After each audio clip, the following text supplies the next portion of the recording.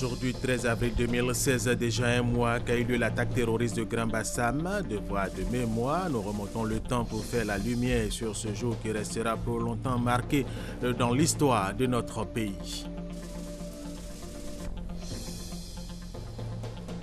Le lycée scientifique de Yamoussoukro, ouvert en 1975 grâce à l'ancien président Félix Houphouët-Boigny pour contribuer à la formation de l'élite ivoirienne, connaît des difficultés depuis quelques années, si bien que tout ou presque est à refaire.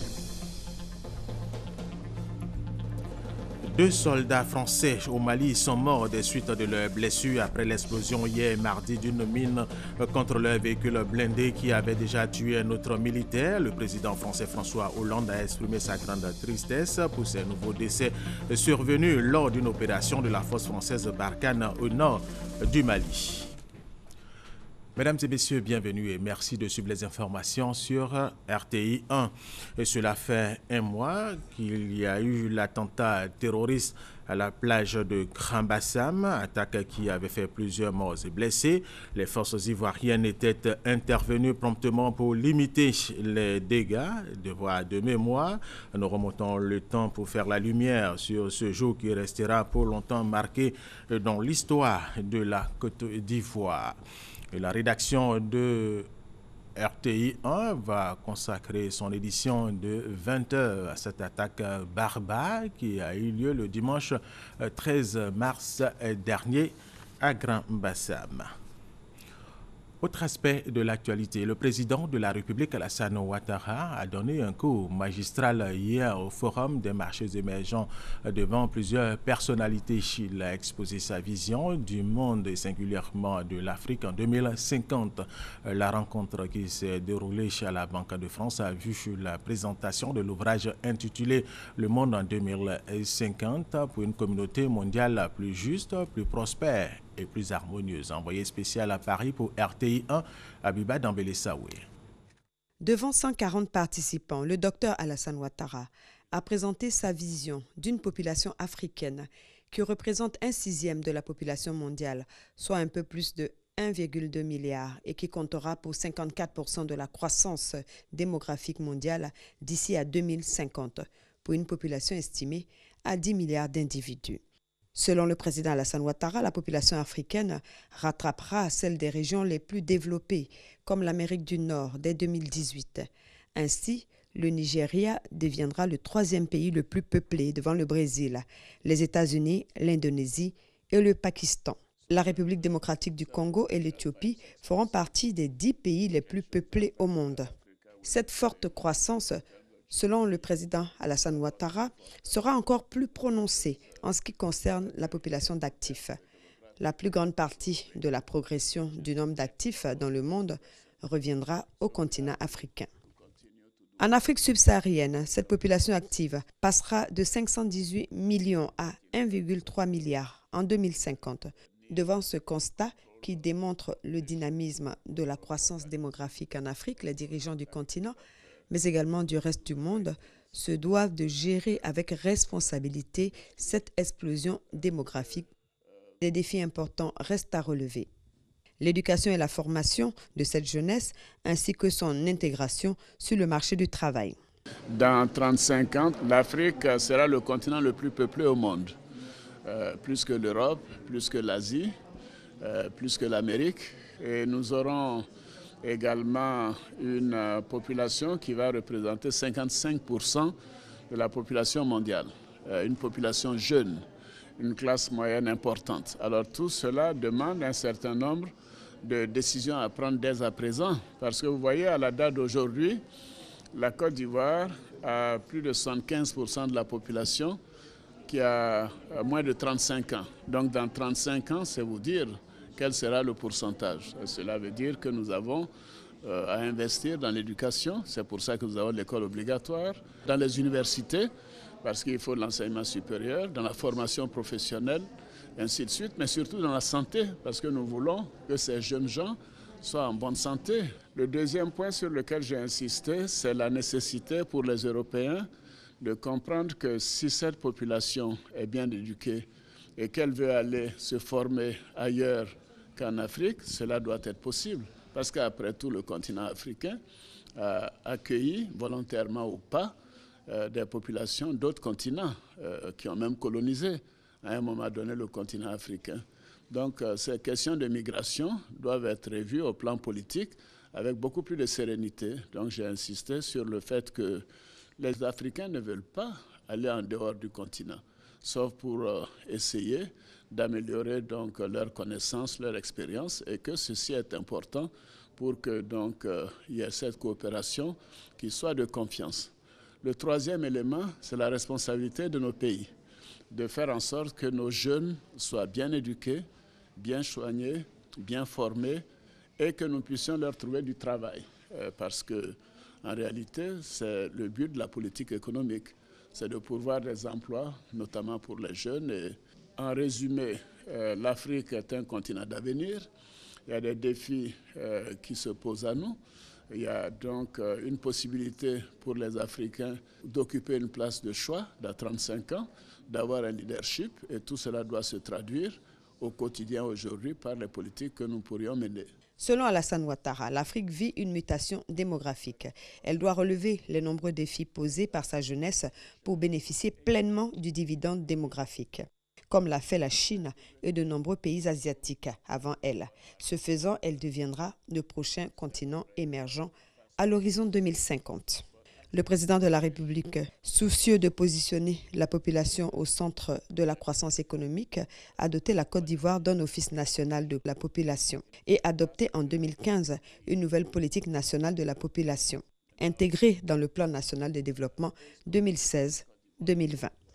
La Côte d'Ivoire, grâce à différentes réformes, notamment la bonne gouvernance et la gestion transparente des ressources publiques, a été classée pendant 2 années consécutives parmi les 10 pays les plus réformateurs dans le monde par le Doing Business. Avant cette brillante intervention du président de la République, le gouverneur honoraire de la Banque de France, l'ancien directeur général du Fonds monétaire international, Michel Camdessus, a présenté le président ivoirien comme un grand leader, un homme déterminé, un homme de paix et plein de fraternité. Il a vanté ses résultats remarquables au plan économique et son leadership. Il a clos ses propos en disant ceci: « Tu es un exemple, non seulement pour ton pays, mais aussi pour le monde. » Le livre intitulé « Le monde en 2050 pour une communauté mondiale plus juste, plus prospère et plus harmonieuse » a été offert aux personnalités invitées à ce forum. Il présente les multiples scénarios d'un monde envisageable en 2050. Il a été coécrit par 26 personnalités et chercheurs du monde entier. Sa rédaction a duré 2 ans. Abiba Dambélé Saoui, des personnalités au rang desquelles des rédacteurs du livre intitulé « Le monde en 2050 pour une communauté mondiale plus juste, plus prospère et plus harmonieuse » et des membres du gouvernement ont bien voulu apprécier chez les travaux du forum et l'intervention du président de la République Alassane Ouattara sur les défis d'une bonne transition démographique en Afrique. Nous les écoutons. Un forum très important qui donne l'occasion donc à des sommités de ce monde pour réfléchir et penser le monde de demain. Et cette année, donc, le président de la République est intervenu sur un sujet important, le sujet de la démographie, le sujet du dividende démographique. Il s'agit de problématiques qui intéressent au premier plan le ministère du Plan qui a en charge des questions de planification, mais également donc, qui fait de la prospective, c'est penser le monde dans le futur. La structure même du monde va changer, dans le sens où 3 pays africains seront parmi les 10 pays les plus peuplés du monde, ce qui n'est pas le cas aujourd'hui. Nous avons une Afrique dans laquelle vous avez beaucoup de jeunes. Vous prenez le cas de la Côte d'Ivoire, par exemple, 77% de la population ivoirienne a moins de 35 ans. La question de la transition démographique est une question essentielle. Donc ça faisait partie des thèmes majeurs qui ont été évoqués. Et le chef de l'État a d'ailleurs fait une adresse sur la question, qui a d'ailleurs été très bien appréciée par l'audience. La présence de M. le Président Ouattara était également clé, parce que ça montre à quel point d'abord c'est important pour les dirigeants africains, dirigeants de premier plan, de venir soutenir ce type de travaux, d'avoir un forum comme ça qui ne soit pas uniquement entre des politiques. C'était une conférence excellente, comme toujours, et on a eu des interventions des des ministres des Finances, mais aussi les chefs d'État, comme le président. Et c'était bien reçu. Et j'étais très impressionné par ce que votre président a dit. Il veut avoir plus d'écoles, éduquer les filles et protéger les jeunes filles quand elles sont à l'école. Et pour un monde harmonieux et prospère, il faut éviter la contrefaçon, synonyme de fraude. Et pour lutter justement contre la contrefaçon, le gouvernement ivoirien a créé le Comité national de lutte contre la contrefaçon. Cette autorité administrative est opérationnelle. Elle entend mener une lutte sans merci contre les réseaux criminels. Adama Kodé. L'alimentation, le cosmétique, les jouets, les composants électroniques, les matériaux de construction, les téléphones portables et même les médicaments. Bref, la gamme de produits contrefaits ne cesse de se diversifier, menaçant directement la sécurité et la santé des consommateurs. Pour la Côte d'Ivoire, les priorités sont là. En premier lieu, nous allons faire de la sensibilisation, de la communication. Ensuite, nous allons faire de la formation et le dernier stade, ce sera vraiment la répression. Dans les entreprises victimes, les conséquences sont désastreuses. Perte de parts de marché et dégradation de l'image de marque des produits originaux. En ce qui concerne l'État, c'est une source d'évasion fiscale. Le dispositif mis en place vise tous les vecteurs de fraude et s'appuie sur un éventail de directives. En tout cas, plus rien ne sera comme avant. Jusque-là, on se contentait simplement de saisir les marchandises contrefaisantes ou bien les produits piratés, les CD et autres, et on les détruisait et après, les contrefacteurs reprennent leurs activités criminelles. La contrefaçon et la piraterie sont des délits. Très prochainement, tous ceux qui seront arrêtés seront déférés devant le procureur de la République. Le Comité national de lutte contre la contrefaçon a obligation de produire chaque année, au plus tard le 30 mars, un rapport d'activité transmis au ministère en charge de l'industrie. Autre sujet dans cette édition, c'est la journée nationale de la francophonie aujourd'hui. La francophonie désigne les espaces où la langue française est parlée, mais l'idée de créer une communauté francophone est née dans les années 1960. Et plongeons-nous dans l'histoire de la francophonie avec Ami Koulibaly. Le terme francophonie est apparu vers la fin du 19e siècle. Il décrit l'ensemble des personnes et des pays qui utilisent le français.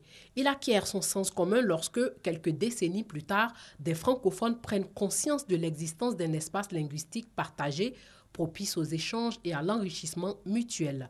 Des hommes et femmes de lettres seront à l'origine de ce mouvement. Dès 1926, des écrivains initient le processus en créant l'Association des écrivains de langue française. C'est en 1960 que la première institution intergouvernementale francophone a vu le jour avec la Conférence des ministres de l'Éducation qui regroupait au départ 15 pays. En 1999, l'Agence universitaire de la francophonie est créée. Et le 20 mars 1970, la Convention portant création de l'Agence de coopération culturelle et technique, ACCT, est signée à Niamey au Niger par les représentants de 21 États et gouvernements. L'ACCT est devenue en 1998 l'Agence intergouvernementale de la francophonie et en 2005 l'Organisation internationale de la francophonie OIF, qui a pour mission de donner corps à une solidarité active entre les 80 États et gouvernements qui la composent. Retenez que 4 grandes missions ont été tracées par le sommet de la francophonie. Il s'agit de la promotion de la langue française et la diversité culturelle et linguistique, la promotion de la paix, de la démocratie et des droits de l'homme, et aussi appuyer l'éducation, la formation, l'enseignement supérieur et la recherche. Enfin, le développement. Une attention particulière est portée aussi aux jeunes et aux femmes. Sachez que l'OIF a son siège à Paris, en France. Et depuis novembre 2014, l'OIF est dirigée par une secrétaire générale, Michaëlle Jean. Parlons maintenant du prix jeunesse de la francophonie, un prix pour célébrer les meilleures innovations dans l'espace francophone. Sont concernés les jeunes âgés de 18 à 35 ans. Les initiateurs des jeunes entrepreneurs francophones. Franck Quadio. Plus d'1 milliard de personnes constituent en 2015, selon l'OIF, les populations de l'ensemble des États francophones. Une population à 60% composée de jeunes de moins de 35 ans. Cette jeunesse, bien qu'entreprenante, manque de visibilité. Les prix jeunesse de la francophonie 35-35, premier prix jeunesse de l'espace francophone, récompense les 18 à 35 ans qui ont fait des réalisations exceptionnelles au cours de l'année 2015. 35 jeunes de tous les 80 pays de la francophonie, y compris des jeunes ivoiriens, mais aussi des jeunes de tous ces pays-là, qui viendront le 29 octobre 2016 à Abidjan comme finalistes. Des finalistes qui seront répartis dans 11 catégories: l'agribusiness, l'innovation média, le management, la culture, entre autres, et seront primés les 3 meilleurs par catégorie. Ces prix-là sont en fait une réponse forte que nous voulons apporter ici, en vue d'offrir une visibilité à tous ces jeunes-là qui réalisent des choses remarquables dans leurs domaines respectifs. Mais pour être nominé, il faut répondre à un appel à candidature sur le site consacré www.francophonie3535.com dans la période du 17 février au 31 mai 2016. De plus, les nominés participeront à des plateformes d'échange avant la grande finale qui consacrera le 29 octobre prochain à Abidjan le super prix du jeune francophone de l'année. Les prix jeunesse de la francophonie sont une initiative d'une coalition de jeunes entrepreneurs francophones.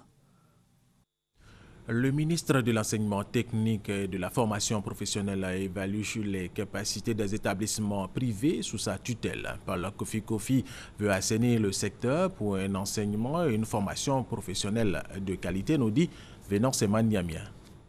Visite de travail du ministre Paul Kofi au Centre d'enseignement supérieur et des technologies internationales d'Abidjan CESTIA 2EP. Le ministre de l'Enseignement technique et de la formation professionnelle entend ainsi s'imprégner des réalités et des capacités pédagogiques des établissements du privé sous sa tutelle.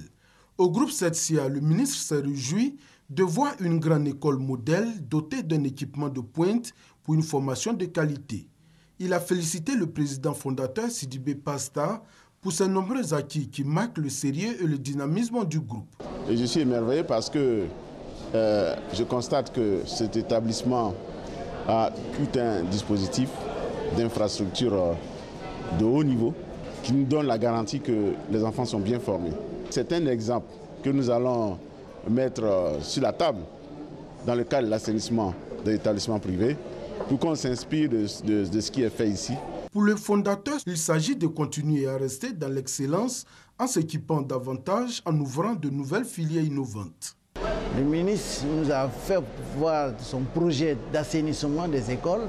Cela voudrait dire qu'il appartient à chaque fondateur de mettre tout en œuvre, de mettre un cadre de vie à la disposition des enfants, mettre la pédagogie comme le train de l'émergence dans la formation et l'éducation des enfants. Le ministre Paul Kofi est reparti satisfait. Il entend poursuivre ses visites dans d'autres écoles privées en vue d'assainir le secteur de l'enseignement technique et de la formation professionnelle. Les élèves du lycée Tano Namako ont accepté de donner un peu de leur sang pour sauver des vies humaines. Ils ont été encouragés dans cette opération par l'organisation non gouvernementale Action pour la réalisation des objectifs du millénaire pour le développement. Et l'on a pu recueillir 50 poches de sang. Nous restons avec Vénance Emaniamia. Ce geste qui sauve des vies n'est pas que réservé aux adultes. Et ces élèves l'ont compris. Eux qui ont rangé pour ce moment stylo et cahier pour donner de leur sang afin de répondre à l'appel de l'ONG Arom, Action pour la réalisation des objectifs du millénaire pour le développement. Le sang est de bonne qualité, donc j'espère sauver des vies. Je suis sûr que ça pourra sauver des vies. Les élèves sont de plus en plus jeunes, or le don de sang il ne peut se faire qu'à partir de 18 ans. Mais ce qui est important pour nous, c'est non seulement de collecter des poches, mais c'est surtout de pouvoir mener la sensibilisation et la mobilisation afin que ceux qui n'ont pas encore 18 ans, qui ont 17 ans, qui ont 16 ans, qu'ils sachent qu'à partir de 18 ans, ils peuvent commencer à faire des dons. 50 poches de sang, c'est le résultat de cette opération. Une opération qui a aussi impliqué les responsables de l'école. Et au-delà de sauver des vies, elle est le signe que la jeunesse ivoirienne a une place importante à prendre dans le train de l'émergence. On tient déjà à féliciter tous ces élèves qui, de manière bénévole, viennent spontanément donner leur sang Voilà, c'est un peu l'Ivoirien nouveau, l'élève nouveau, aujourd'hui que nous inculquons dans l'esprit de ces enfants. Je souhaiterais que tout le monde le fasse davantage dans toutes les écoles, parce que vraiment c'est très nécessaire et on a plein de malades sous la main dans les hôpitaux qui souffrent. Après cette étape, l'initiateur entend étendre ses actions dans plusieurs autres établissements scolaires. Deuxième grand titre de cette édition, le lycée scientifique de Yamoussoukro, ouvert en 1975 grâce à l'ancien président ivoirien Félix Houphouët-Boigny pour contribuer à la formation de l'élite ivoirienne, connaît des difficultés, d'énormes difficultés je dirais, depuis quelques années, si bien que tout ou presque est à refaire dans cette école. Abdul Kader Segodogo, RTI Boaké. Le lycée scientifique de Yamoussoukro est né de la volonté de feu le président Félix Houphouët-Boigny de contribuer à la formation de l'élite qui va participer au développement de la Côte d'Ivoire.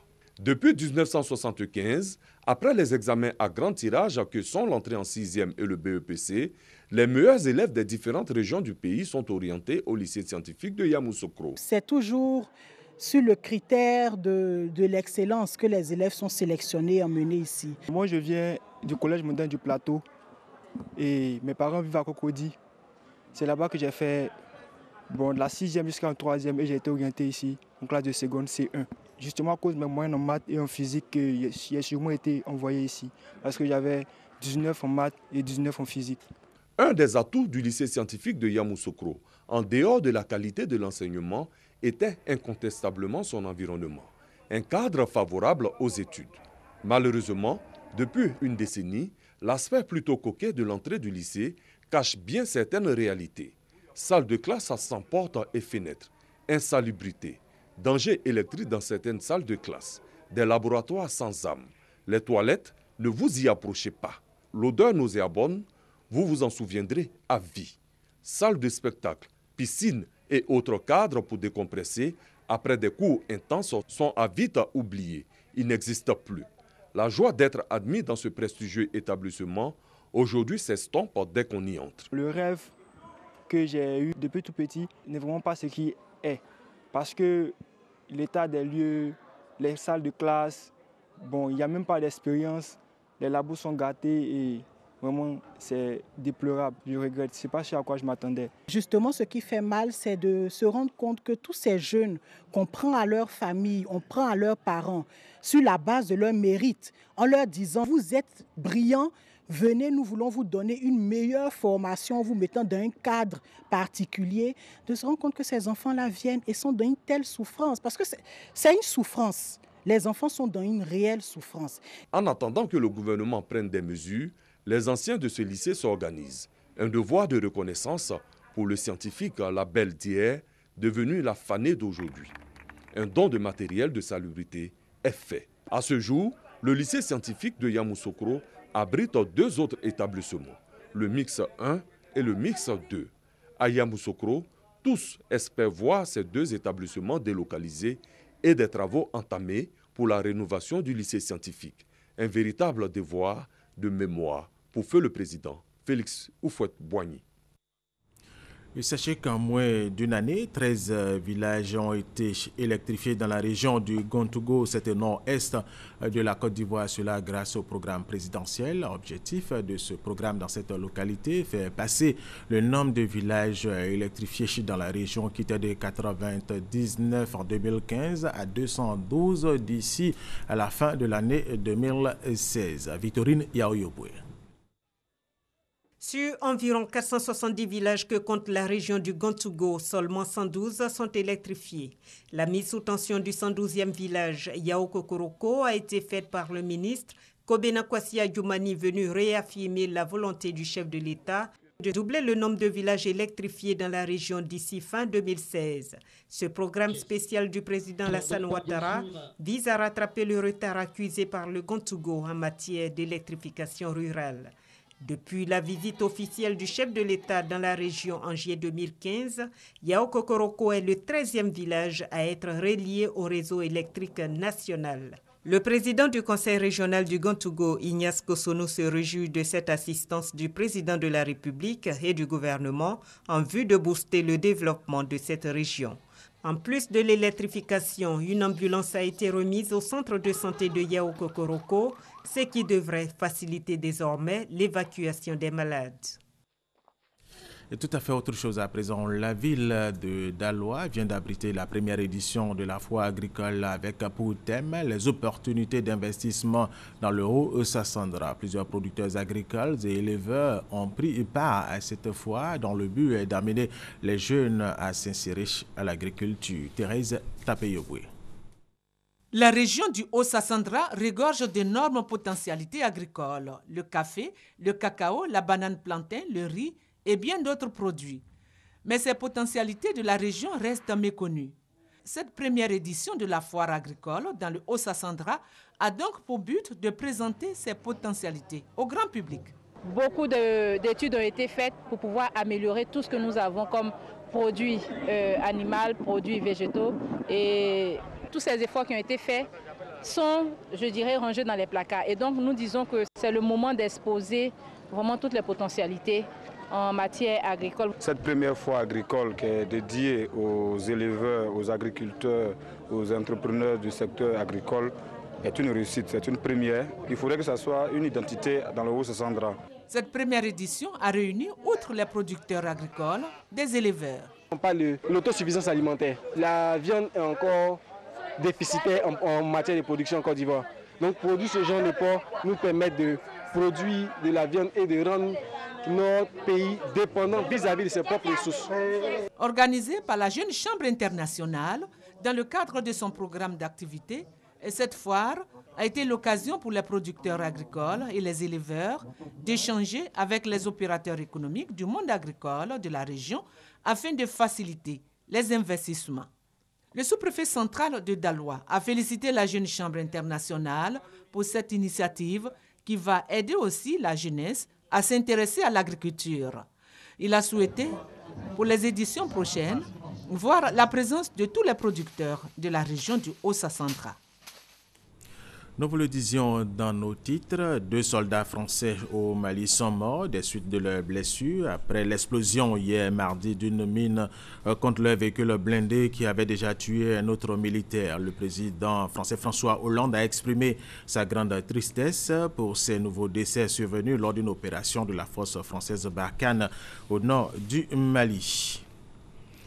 Au Nigeria, près de 350 corps ont été enterrés dans une fosse commune dans le nord du pays à la suite d'affrontements entre l'armée et des membres d'une minorité chiite, selon les résultats de l'enquête sur ces incidents qui se sont déroulés fin 2015. Et puis sachez que la police panaméenne a perquisitionné hier mardi les locaux du cabinet d'avocats Mossack Fonseca au cœur du scandale d'évasion fiscale dit des Panama Papers. Le système financier panaméen fait l'objet de sévères critiques depuis la publication des Panama Papers, une fuite de documents qui a révélé comment Mossack Fonseca créait des sociétés extraterritoriales pour des milliers de clients à travers le monde.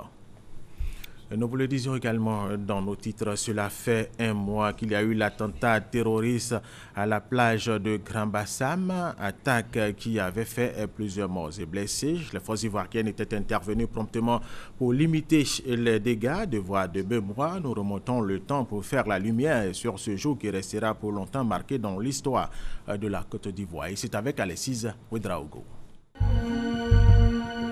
13 mars 2016, 13h. Sur la plage de Grand Bassam, à une trentaine de kilomètres d'Abidjan, l'ambiance des jours ensoleillés. Des rires, de la musique, des jeux dans la mer bleue.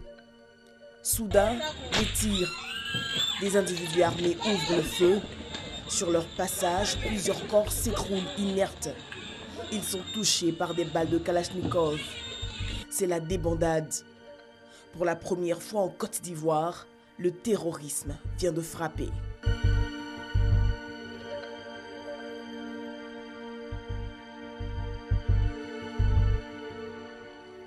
Christian Takpa est le propriétaire du restaurant Canaan. C'est ici, à l'entrée de son réceptif, que la première victime des terroristes est tombée. Ils sont sortis de ce trou. Qu'est-ce qu'il y a derrière? Il y a un restaurant, le Zion Rock. Ils ont mangé. C'est après qu'ils ont fini de manger vers environ midi, 13h, qu'ils ont fait la première sommation vers chez nous ici. Deuxième tir, c'est le client qui sortait de chez moi, il l'a abattu. Les terroristes poursuivront leur progression sur la plage. On était là avec des Américains, on bavardait quand on a entendu tirer. Les gens avaient pensé au départ que c'était des pétards. En fait, moi je leur ai dit c'est pas des pétards, hein, parce que moi je fais l'armée. Ils sont venus de l'autre côté, de l'autre hôtel là-bas, en tirant. Et tout le monde s'est sauvé. Le patron ici a tout fait pour mettre les gens dans les salles, dans les chambres et tout. Et bon, ils n'ont vu personne sur la plage, mais ils ont tiré quelques balles. Bon, et puis, ils sont partis. Alertés, les forces spéciales se déploient sur le terrain. L'assaut est lancé contre les terroristes. Les forces spéciales ivoiriennes tombent nez à nez avec le commando djihadiste. Ils installent leurs boucliers et ouvrent le feu. Les djihadistes repliquent à la grenade et à la kalachnikov.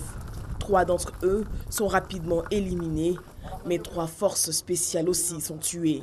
Le chef de l'État sur les lieux du drame. C'est pas la Côte d'Ivoire. Et nous continuons de prendre toutes les mesures nécessaires pour éviter ce genre de situation. 13 mars 2016, Grand Bassam n'oubliera pas ce jour qui, son histoire, restera le plus long.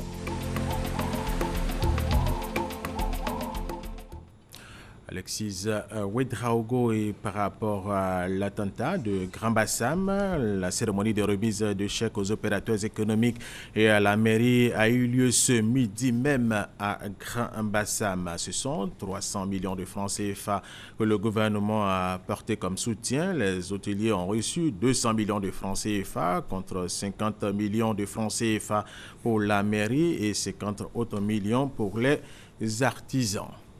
Et puis, sachez que la rédaction de RTI1 va consacrer son édition de 20h à cette attaque barbare qui a eu lieu le dimanche 13 mars dernier à Grand Bassam. Fin de cette édition, merci de l'avoir suivi. Restez avec nous sur RTI1.